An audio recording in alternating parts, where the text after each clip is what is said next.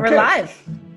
All right, we're live, and just want to thank you, Dr. Natalie Nixon, for handling my AV guy sort of permutations.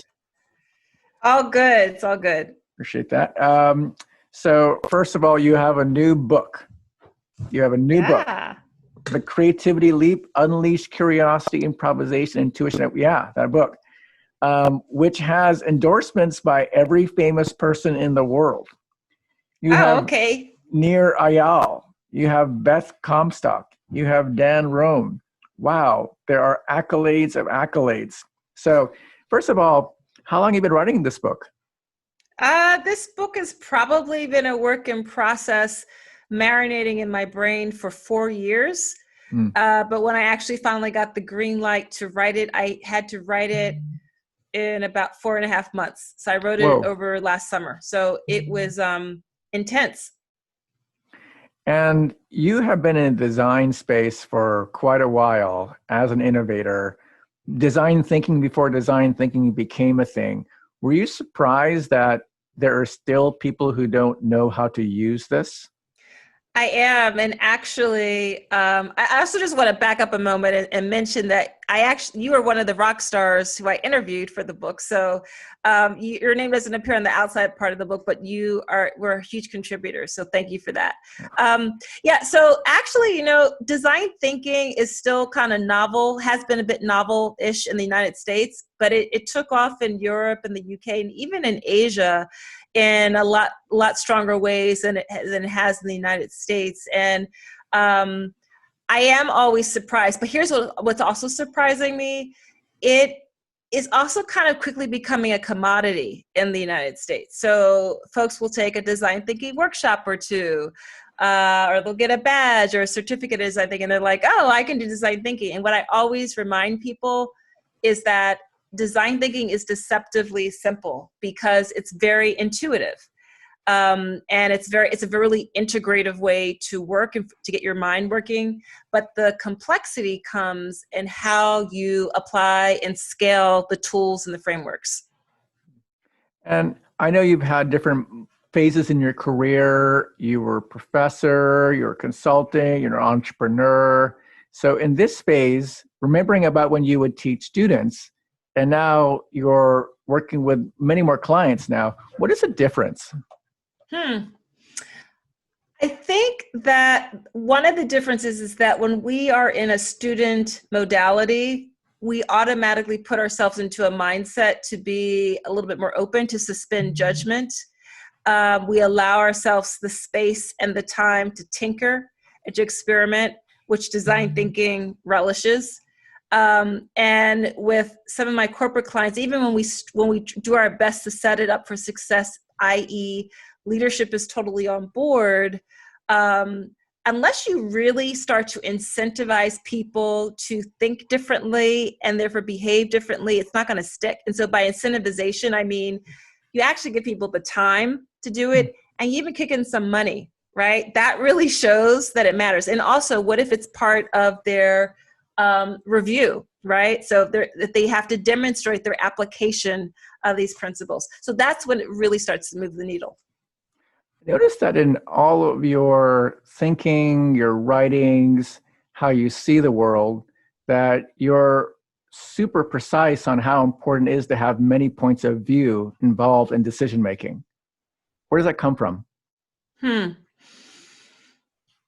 It probably comes from my personal identity experiences of having to learn to be an astute observer of others, because I often found myself to be an other or on the margins. And I gave a talk once about being a boundary spanner and how I used to kind of resent in my 20s, especially being the only one, being one of a few. And finally, I realized in my 30s, hang on, this is an amazing asset, because I, as a Black woman, as a Black American woman, I am really good at having developed EQ. I am incredibly politically savvy because I have to be. When I walk into a room, I have to assess a situation. I always jokingly say that Black Americans, we are really good at making other people comfortable with us. And so and I also, just in my own intellectual pursuits, I thrive in multidisciplinary environments. Like in college, I studied Africana studies and anthropology, cultural anthropology. I realized, actually, I was talking to someone a few weeks ago, how the Africana Studies program at Vassar College actually was my first foray into systems thinking. I realize that now. I didn't understand that then, but it was such an integrative approach to understand a diaspora through the lens of philosophy and economics and political science, and have this really networked approach. That was really my first foray into networks and integrative systems thinking. And now fast forward to being a trustee. I mean, there's so many things that you're doing. Let's actually get to there at the very end. Let's sort of like walk into the CX report and then walk back out the way we did with Kevin. You had a chance to see Kevin Bethune on LinkedIn Live when it was live. What was your reaction when you saw that happen? Just curious. I loved it. I loved how dynamic the presentation was. I also really loved interacting with the other viewers, using the emoticons and expressing our agreement or new questions that were being raised as Kevin and you were speaking. I loved it. You know, this quote I found on you about the best algorithms will still depend upon humans asking a better questions. I love this. Where'd that come from? Well, I have to be honest. First, the insight came from an interview I read of, I'm going to botch his name. I'll have to tell you later. Not Shelley Stewart. Shelley. His name is Shelley. He was featured in a PricewaterhouseCoopers journal. He's a jazz musician. He's also a consultant on tech. And he said a variation of that. And it really stuck with me because I think we romanticize technology a lot of the time. You know, at the end of the day, technology is a tool. So a pen is a type of technology also. And so I could be Dan Rome, right, and do really cool visualization of abstract, complex ideas. And I could go back to just practicing my script and the alphabet, right? So it's a really comforting notion to remember that the best algorithms depend on us asking a better question, because we are in this fourth industrial revolution where technology is ubiquitous. It's going to be increasingly everywhere. And understanding our place in the process. And I love the way you talk kind of from an equity perspective, you know, who gets to be part of speaking machine, as you say. It really matters to me that we demystify this and realize that humans are on either end of consuming the data and also originating these algorithms for robotics and AI and AR and all of that. I also have been really influenced by Warren Berger. And Warren Berger wrote this amazing book called A More Beautiful Question. And I loved his way of explaining that the most innovative companies had inquiry-based leadership. They were starting with questions. So this idea of questions, ask a better friggin' question, rethink the questions you're asking is really meaningful to me. I like that. Well, you know, when you think about how in the CX report, you pulled out different sort of slides, and I want to sort of page through them quickly just to get the Dr. Nixon take. Because when I read your book, I kind of felt like nobody has to look at the CX report. There's already a book about all these other things that are like covering that. Anyways, thanks. Whoa. So the first one is this acknowledgement that our customer experience looks like our org chart, even down to our departments. What was your reaction to that? That this is inside out work, right? That organizations are actually organisms. Something really fun happened for me in the midst of the arduousness of completing a PhD. And that fun thing was that, you know, you have to do this lit review, which is just taxing. And I was reading all this literature from the business cases about business stuff. But what I observed when I zoomed out was that there was this moment in the late 70s, early 80s, when all of a sudden business literature on marketing and economics and org behavior stopped trying to act like the hard sciences. So in all the academic key articles in business journals up through like the early 80s, you sort of have a hypothesis, and you would then proceed in a very linear, logical, rational fashion to prove your point. All of a sudden in the literature in the 80s, there was this acknowledgement, thanks to people like Richard Thaler, that markets are imperfect, they are inconsistent, they are not predictive because they are made up of people. So that quote it spoke to me because you always as well go back to this reality that our organizations consist of human beings, our markets consist of people, and we now more than ever have to go back to that. Yeah. Wow. This sort of I was just on a call this morning with a journalist, and about how he was asking me, why do companies have to care about diversity? And I think there's always this kind of like a disconnect between the business impact and diversity, and the way you frame it is so clear. Thank you for that. The brand. So you were interested in my last brand slide where I slipped it in, or because that's a kind of dangerous word, brand. What was your response to the brand world? I'm really curious. Well, a few things. When I was an academic, when I was a professor, I had created this design thinking MBA program, this strategic design MBA program, and I team taught a branding course with the wonderful Valerie Jacobs. And Valerie she's the chief growth officer for LPK Brands. We had a lot of fun teaching this course together, and one of the things what we would always emphasize to our grad students was that, first of all, your brand is what people say about you when you're not around, right? It's totally perception, which is like frustrating because like, how can you control perception?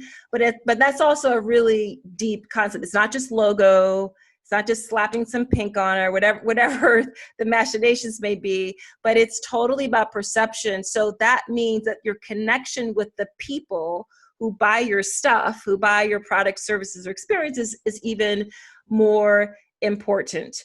And the other thing that I really that we honed in on when we taught that class was that brand is a tool for strategy. It's not this secondary addendum. Again, I use this phrase, inside out work. It can't be this external messaging. It has to be something that is reflected in the way you hire, you cultivate people, you value people in your organization. And because as consumers now, we're pretty sophisticated and we can sniff out the BS, right? We could sniff out if it's not really that. There will be something that breaks down in the chain, in the value chain at some point, if brand isn't consistently this inside out work, and you don't work on really understanding that it's perception. Therefore, you have to be connected to the people who engage with your products and services and experiences. Many designers want to be brand designers, which confuses people in marketing. Have you seen that dissonance? I haven't. Say more about that. Well, because designers can design visual things, but also this abstract idea of brand, somewhere along the way, the brand becomes something that's owned only by designers, but marketers want to own it just as much, if not more. Right. Well, but that goes to maybe 3 questions ago, this integrative approach, right?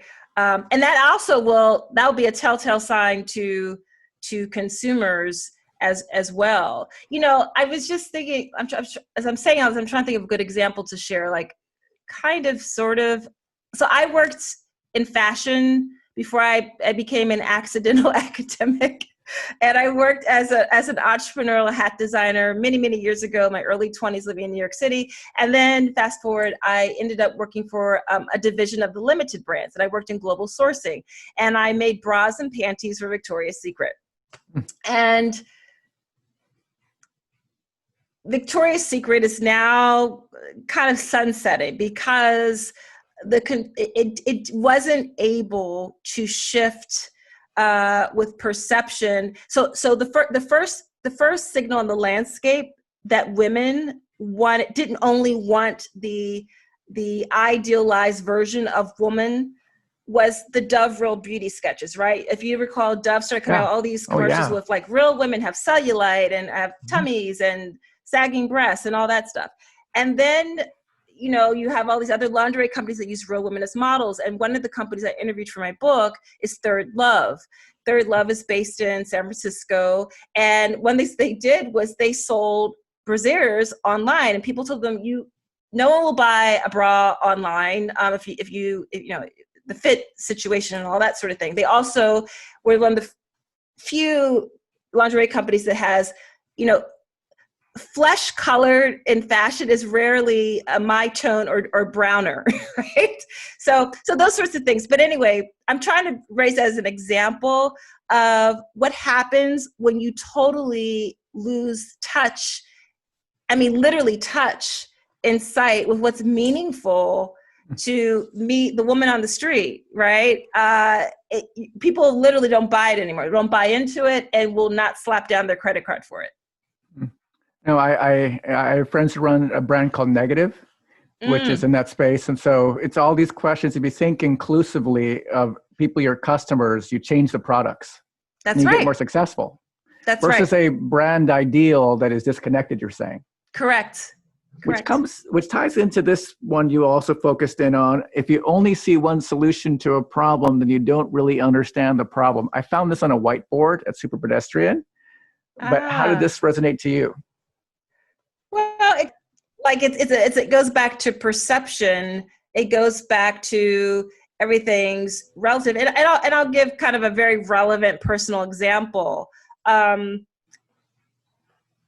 Before the murder of George Floyd and all of the revelations, it was kind of in quick order, like a 2-week period of time. Breonna and other African Americans who were killed at the hands of some police officers who weren't responsible, who were acting responsibly. You know, we were all in the midst of COVID-19 from early March. And it was so fascinating to me that all the conversations with clients, with colleagues were about resilience, right? It was all about, you know, in this time of COVID-19 where there's so much change, some people are experiencing furloughs and job layoffs, and there's this, you know, our movement is restricted and it's a new normal. There was a lot of chatter about resilience. And I even did collaborate on a webinar about resilience. But in the back of my head, there was this little voice saying, this resilience thing isn't new for me. And I'm saying, you know, as my identity as a Black American, and often as a Black American, I'm very calculated in when I bring up my identity as a relevant point. So fast forward, now we have all of these social injustice protests going on, and we're seeing resilience from a racial lens, right? So that's an example of, you know, multiple points of view on the same topic, on asking a question differently, or even how about asking a range of people how they perceive something, so that you realize that for someone like me, resilience isn't something that only came up for me because of COVID-19. As a matter of fact, my husband's an attorney. He's a partner at a you know, Quaker white shoe law firm here in Philadelphia. But, you know, 3 weeks ago, we were sitting at our kitchen table. We were like so tired. There was like this, it was in our bodies. And it was all of the sadness of the times. And we were going through what I now call a resilience fatigue, kind of. Well, you know, just last night, I was talking with a colleague who said to me, well, there's so many more deaths that happened over the weekend. And I Googled and found so many wonderful people, Black people who have died since George Floyd. Yes. And I feel the media is covering all kind of things, and you can't hear this signal that if you're tuned into it, it's going to hurt differently than if you're tuned out of it. So you cannot see the whole picture. Yeah, and seeing the whole picture for any system, it requires you to be able to zoom out. That's the only way you can really see the whole picture. And sometimes we can zoom out in a spatial level, we can, physically remove ourselves a bit. Sometimes it helps us zoom out by having conversations with people who are different from us, that they'll pose a different point of view or a different question, which helps us to now shift our paradigm of how we've been looking at something. And that enables us to zoom out. Wow. When you frame it that way, it says how important it is to be inclusive, to let someone in who couldn't see everything, because they're most likely going to be zoomed out. Yeah. Versus if you're in the cabal, you can't see it. No, you can't. You can't. I mean, one story that I was struck by just yesterday was the Filipino man in San Francisco, homeowner in Pacific Heights, a really beautiful Tony neighborhood, and it was a parallel situation to the Black man in Central Park who was the bird watcher. So it's like these things they keep coming up. It's just like, but why? And I put in the last few slides, and I noticed you highlighted this one. It's showing a curve of the typical career where you join and you did it, and then maybe you like taper off and maybe have an encore, and then you go into legacy phase. And I compared that to when women give birth and how the curve doesn't go up and come down this lovely thing. It just kind of goes and then kind of falls in terms of a gender pay gap. And I looked at the two curves and I was like, who thinks this is what life looks like? So tell me what would happen when you saw this last one. Yeah, I mean, it actually is much more beautifully complex than that. If we're all really being honest, it really are these dips and these peaks, and some sustain for a really long time, and others sometimes it is a really sharp increase, or sometimes it's a really horrible plummet. So that was one reaction to that it's actually, the visual is more interesting to me, could be more interesting to me. And then the other is, I was talking to a friend who is a white woman. We have bicycling meetups. And she said, we were just talking about the current events, and she was saying how if you use words to describe yourself, what comes up. And I was saying to her how I always kind of lead with my identity as being Black before my gender. And I think I understand why that is. I think it's kind of like a casualty of being Black in America. I don't often just get to lead with being a woman. And which even saying that out loud, I understand the historical complexity of that for Black women. We haven't been able to lead with our femininity. We haven't been able to be fully united as sisters with white women all the time. And so when I saw, just the gender piece, I thought, that's so interesting, because for me, I can never just stop at gender, right? There's always this other dimension, this other layer that I factor in, that I believe is even factored in about me. But then again, I'll go back to the eureka moment that happened to me in my 30s. This is an asset. My ability to span boundaries means I have incredible perspective. It means that I can forge connections with people who are different from me with such agility, because I've had to. I could have sat in the corner and sucked my thumb, or I could be curious because I had to. So that's what I was thinking about.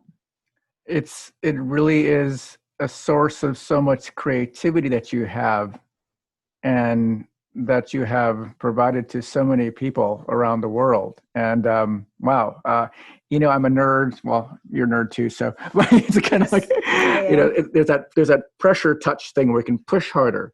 So I saw an image of if you just push harder into this graph, there's so many more graphs that are more pieces. Yeah. You should do that, John. I know you can. Maybe I'll add a new You should visualize that. Multi-slide. That's awesome. I want to close on your book. And you mentioned how the value of the pause is so important. So just want to hand over to you to share thoughts about your book and take it away. And it's funny, as I really am embracing this label of myself as I age, as I get older, that I'm an intellectual. And for me, being an intellectual in this body is a pretty radical statement, to be a Black intellectual.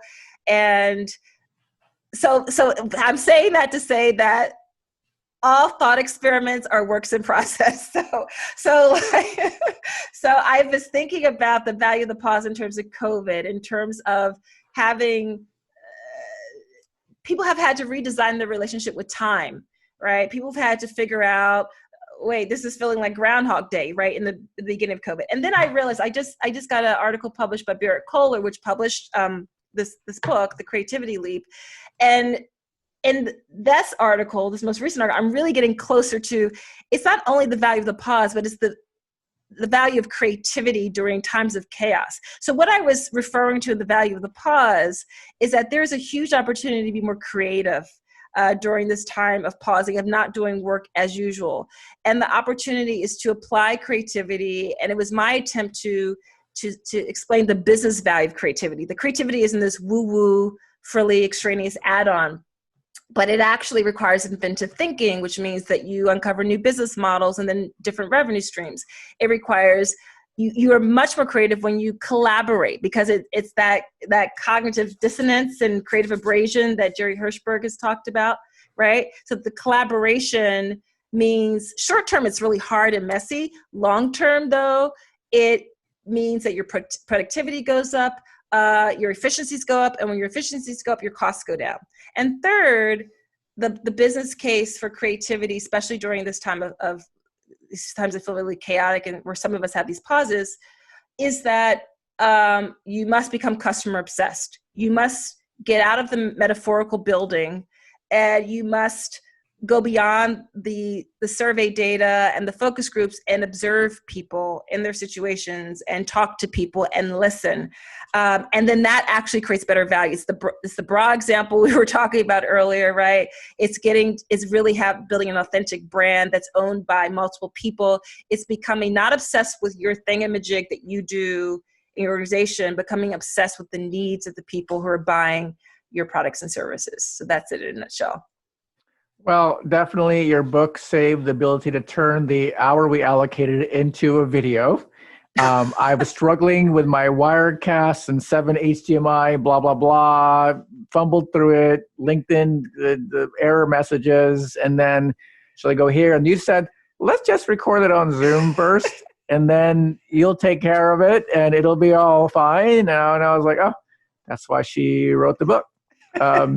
Any closing thoughts before we vanish? Yeah, closing thought is two things. One is, I really hope that in this very special time, we can shift from only talking about diversity to also talking about equity. I can't emphasize enough how important a shift that is. And for me, equity, it's not just about fairness, but it's about the degree of ownership that multiple stakeholders in our society have. So that's a final thought. And kind of building on that is my thank you to you for inviting me to share your platform, because you sharing what you have built in your career with someone like me is huge. It's towards that step of equity building, of just exposure and access. And I'm so deeply grateful to you for doing that. So thank you for having me. Well, I'm proud to know you, and I know you are going to be in your book tour, Seth Godin. I mean, like, wow. Isn't that awesome? Listen, starting with you, ending with Seth, amazing bookmarks. Oh, this is so good. So again, everyone, you have a book to pick up. And yes, and thanks again, Dr. Nixon, for your time. And we'll get this out into the world. All right, awesome. Thank you. Thank you so much.